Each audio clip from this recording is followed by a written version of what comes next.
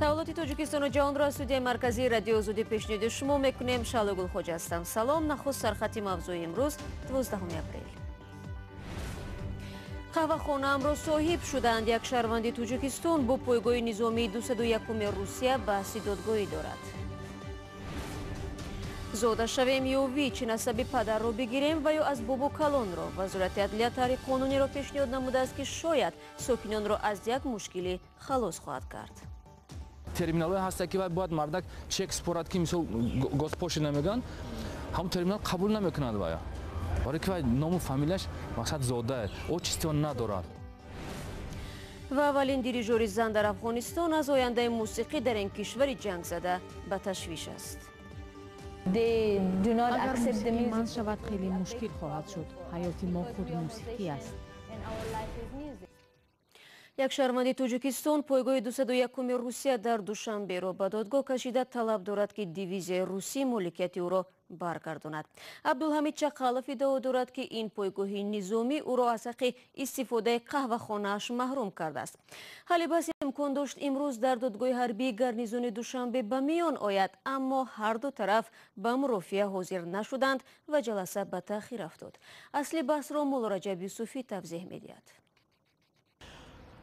با گفته مسئولین دادگاه حربی گارنیزون دوشنبه اصلی بحث میان شهروندی تاجیکستان و پایگاه 201 روسیه این است که چند سال پیش بر اساس توافق وزارت‌های دفاع تاجیکستان و روسیه حدود پایگاه 201 وسیع کرده شد و در این اسنا قهوه‌خانه شهروند تاجیکستان عبدالحمید چقالوف به حدود پایگاه 201 گذشت. اما عبدالحمید چقالوف از این قرار به گفته مسئولین دادگاه حربی ناراضی است و از بالایان به دادگاه شکایت برده است تا مسئولین پایگاه 201 به او اجازه بدهند که به حدود پایگاه وارد شده از قهوه‌خانه‌اش استفاده کند. این بحث 3 سال است که دوام دارد. به گفته مسئولین دادگاه حربی نخست دادگاه بحث را به فایده شهروند تاجیکستان حل کرد، ولی بعداً با شکایت کاساسیونی پایگاه 201 کلیگه حربی دادگاه عالی قرار سود زینه پایانی را بیکار نمود. عبدالحمید چقالوف شهروند تاجیکستان که حالا با پایگاه 201 وارد بحث دادگاه شده است میگوید او میخواهد که پایگاه یا با حق استفاده از قهوه‌خانه‌اش را بدهد یا پول آن را پرداخت کند و یا حداقل پول اجاره آن را بدهد. اما به گفته چقالوف پایگاه 201 هیچ یک از این شرط‌ها را قبول نمی‌کند. مسئولین پایگاه 201 روسیه تا حال از شرح قضیه خودداری کردند و سخنگوی این پایگاه از این قضیه اظهار به اطلاعی نمود. پایگاه 201 بزرگترین واحد خوشیگرد نیروهای نظامی روسیه در خارج از این کشور می باشد که گفته می شد قبلا حدود 7000 سرباز در آن خدمت می کند. موللا رجب یوسفی، شادمان یتیم، آزادی، دوشنبه.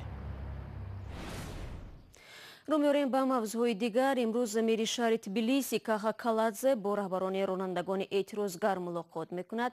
соҳибони таксиҳоро фармони ахири мири шаҳр ба хашм овардааст. тафсилот аз Абдулло Ашуров.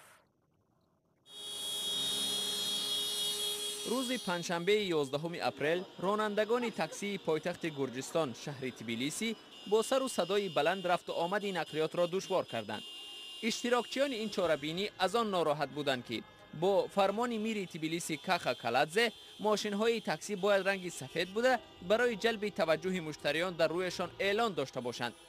таксиҳое ки чунин дастурро иҷро накарданд имкон хоҳад дошт, ки фақат дар хадамоти таксии мобилӣ ба мисли Яндекс ва Болт ифоӣ вазифа намоянд. дар пайи эътироз мири Тбилиси мувофиқат кард, ки сафед кардани ранги таксиҳо ҳатмӣ набошад ва онҳо бо часпонидани эълонҳои сафед кифоят кунанд. ҳамин ҳоло хабар расид, ки шаҳрдори Тбилиси қарори худро, ки ҳамаи таксиҳо бояд ранги сафед дошта бошанд, бекор кард. иқдоме, ки ронандагони Гурҷистонро ба шӯр овард, аллакай дар Душанбе аз ҷониби ронандагони таксӣ риоя мешавад. ҳанӯз дар моҳи январи имсол Рустам Эмомалӣ шаҳрдори Душанбе намуди ягонаи таксиҳоро тасдиқ кард, ки аз ранги зарду сафед ва нуқтаҳои сиёҳ таркиб ёфтааст. мақомот барои иҷрои ин қарор то нимаи моҳи июни имсол моҳлат доданд.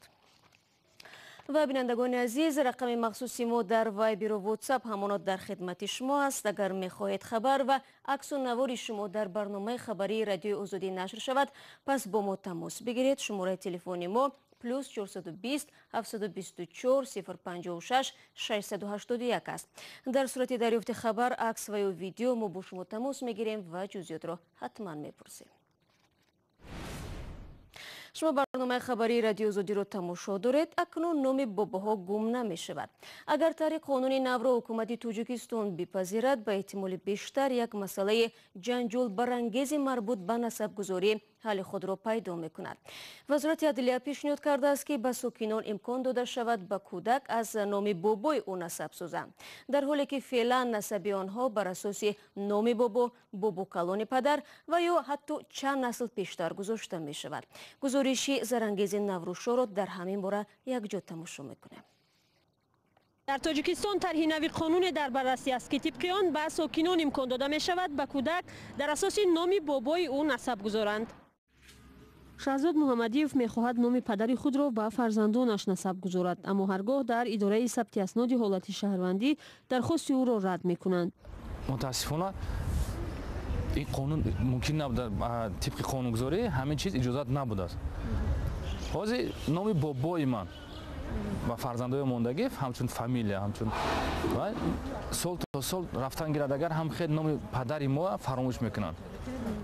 مسئولین اداره‌های ثبت اسناد حالت شهروندی میگویند مراجعت ساکنان در این مسئله زیاد است. حتی در چند سال اخیر این موضوع باعث جنجال و نفهمی بین ساکنان و کارمندان اداره‌های سهش هم شده است. ما با شهروندان میفهمونیم که همین ممکن است از نام پدر، چرا که قانون گفته است از ریشه نام پدر نامگذاری کرده شود. وقتی که شهروند نمیخواهد، بسیار وقت هم جنجال هم میشود بین همین شهروندان که ما میخواهیم همین رو گذارید.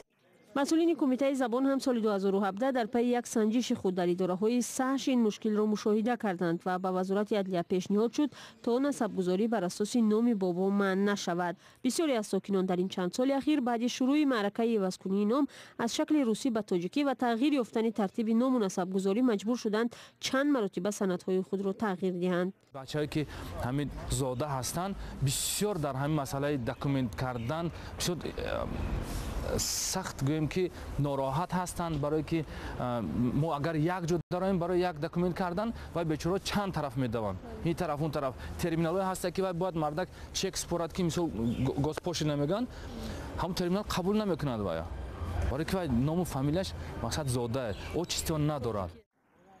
بنا به اطلاع رسمی در 3 ماه اخیر در کشور حدود 13,000 نفر برای تغییر نام و نسب به اداره‌های ثبت اسناد حالت شهروندی مراجعت کردند. اکثریت آنهایی هستند که نام و نسبشان به شکل تاجیکی و دو ترکیبه بوده، ضمن گرفتن شناسنامه با مشکل مواجه شدند. هنگام شناسنامه گیری میرند شعبه من به قیدگیری شناسنامه دهی، در اونجا میگن که شما نسب ندارید، روید نسبتون مونده بیایید. سال 2007 امام علی رحمان پرزیدنت تاجیکستان از نسب خود پسوندهای روسی را حذف کرد و زیر تاثیر آن در تاجیکستان تبدیل نسب‌ها به تاجیکی رسمی شد. قانون درباره ثبت اسناد حالت شهروندی سال 2006 قبول و بار آخر سال 2016 اصلاح شد که بر اساس آن ترتیب گذاشتن نام و نسب شخص طبق فرهنگ و عنعنه‌های ملی تطبیق می شود. برنامه را ادامه میدیم. خدمات گمرکی تاجیکستان جدول نوی نرخ ماشین ها را تهیه کرده است. من بعد نرخ ماشین هایی که از خارج وارد میکردند موافق آن حساب و بازستانیده می شود. نرخنامه ماشین ها طبق جدول نو از نیمه اول ماه مارس به اجرا درآمد. همکارم عبدالله اشورов نوگانی های گمرک در رسمیت ضروری ماشین ها را آموخته است و حالا با ما در استودیو و آماده صحبت است. خب عبدالله سلام، بگو این نرخنامه به بوج گمرکی که از هر یک ماشین در سرعت ستانیده می شود چه تاثیر می رساند و نرخ ماشین ها در تاجیکستان اکنون چگونه خواهد شد؟ سلام شهلا، نرخ باج گمرکی ماشین ها وابسته به تمغه از 5 تا 10% گران می شود. نرخ باج گمرکی بعضی ماشین ها حتی 1 برابر بیشتر شد. حالا شرح می دهم که چرا گران می شود. خدمات گمرک نرخنامه نوی ماشین ها را که از 11 مارس سال روان به اجرا درآمد تصدیق کرده است. با این جدول نرخنامه اکثریت تمغه های ماشین های سبکرو و بارکشان را که در کشورهای جهان استحصال می شود تصدیق شده است. باج گمرکی از هر ماشینی که وارد می شود از روی این جدول منبسط تونده می شود. نوابسته به آنکه تاجر و یا صاحب ماشین آن را با چه نرخی از خارج خریده وارد کرده است، ناظر گمرک نرخ ماشین را از روی همین جدول معین کرده از آن باج می ستاند. در ریاست خدمات گمرک در ولایت سوخت که اکثریت ماشین ها به جمهوری توسط این منطقه وارد می شوند گفتند نرخ رسمیت گمرکی ماشین ها وابسته به تمغه از 5 تا 10% بالا می رود. اما تاجران ماشین ها خصوصا آنهایی که از کره جنوبی ماشین های خرد بارکشان نوعی پورتر را وارد میکنند در صحبت با رادیو آزادی گفتند نرخ رسمیت گمرکی یک ماشین با یک بارگی 1 مرتبه بالا رفت. یک ساکن شهر خوجند که به تجارت این نوعی ماشین های بارکشان مشغول است گفت تا به حال رسمیت گمرکی هر ماشین پورتر حدود $900 بود، حالا به $1700 رسیده است. خب به حالا کدام تمغه های ماشین در تاجیکستان ابلاغ خوش خریدند و نرخ آنها بعد مقررات نو چگونه خواهد بود؟ شهلا طی چند سال اخیر ماشین های تمغه های اوپل و مرسدس در تاجیکستان پرخریدار بودند، اما از اول سال 2018 تاجیکستان ورودی ماشین های استحصالی تا 2005 را منع کرد. بیشتری ماشین های اوپل که به تاجیکستان وارد می شدند از سال 2005 کهنه‌تر بودند. از این رو این مقررات به بازار ماشین کمی تغییرات وارد کرد و حالا در برابر اوپل و مرسدس ماشین های تمغه تویوتا ژاپن نیز زیاد وارد می شوند. بنابر معلومات خدمات گمرک در سال 2017 به تاجیکستان با مبلغ $216 میلیون آمریکایی ماشین وارد گردیده است. به گفته این خدمات واردات ماشین در نسبت سال قبل 15% بیشتر شده است. به تاجیکستان واسطه های نقلیاتی دست دوم اکثرا وارد می شوند که ارزش گمرکی آنها نسبت به ماشین های نو خیلی پست است. نقلیات اتومبیلی اساسا از کشورهای نزد بالتیکا و اتحادیه اروپا وارد کرده شده. واردهای ماشین های بارکشان کلان حجم اساسا از چین صورت می گیرد. خدمات گمرک می گوید افزایش واردات در سال گذشته پیش از همه از حساب ماشین های بارکشان استحصال چین بیشتر شده است. خب سپاس عبدالله برای صحبت.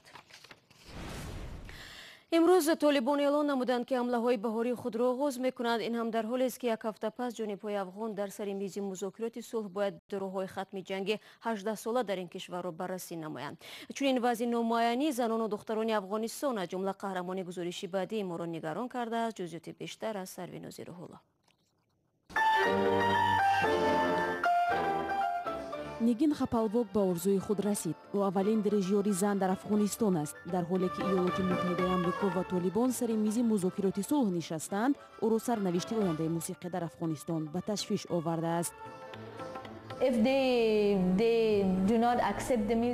اگر موسیقی منع شود خیلی مشکل خواهد شد. حیات ما خود موسیقی است.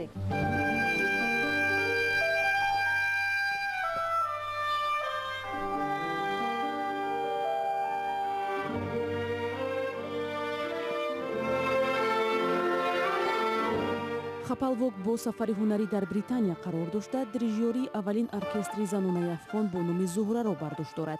در سالهای حکمرانی طالبان از سال 1996 تا 2001 در افغانستان موسیقی اصلا منع بود و خانم‌های به مانند مریم صدیق نمی‌توانستند حتی در مکتب تحصیل کنند. ما اولین هستیم و راه را برای نسل‌های آینده باز می‌کنیم. با این وسیله زنان امکان خواهند داشت کار دوست داشته خود را کنند. هیئت‌های مذاکره کننده طالبان در چند دور مذاکرات ختم آشوب‌های 18 ساله خود را بررسی نمودند. تو هنوز این جنبش افراطی اسلامی با حکومت افغان سر میز مذاکرات ننشسته است. در شرایط ادامه مقاومت جنگجویان طالب ارکستر زهره را هم هدف حمله قرار دادند. رهبری ارکستر از حمله مرگ طلبانه جان به سلامت برده است.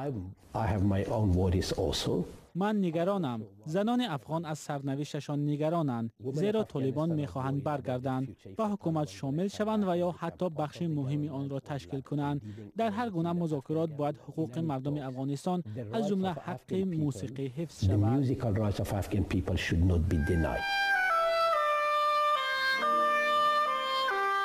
در سفر هنری بریتانیا هنرمندان جوان افغان هواداران موسیقی را با هنر خود به وجه آوردند. سرنوشت این دختران چی می شود؟ آنها با یک شجاعت بزرگ حق آموزش موسیقی را پیگیری می کنند. بعضا این عمل معنای گم نمودن اعضای عائله و یا ارتباط با اعضای عائله را دارد. بعضا این تهدید به بار می آورد. مثلا نواختن نی امروز هم در افغانستان تهدید امنیتی به بار می آورد. 15 دقیقه که در اختیار داشتیم به پایان میرسد. از آنکه تا آخر برنامه ما را همراه بودید تشکر میگویم و میکنه دعوت میکنیم که نوار گزارش های جالب را از کانال ما در یوتیوب با نام آزادی ویدیو تماشا کنید. فردا صبح پر وقت نویدی بامدادی تقدیمتان میگردد. روز خوب داشته باشید.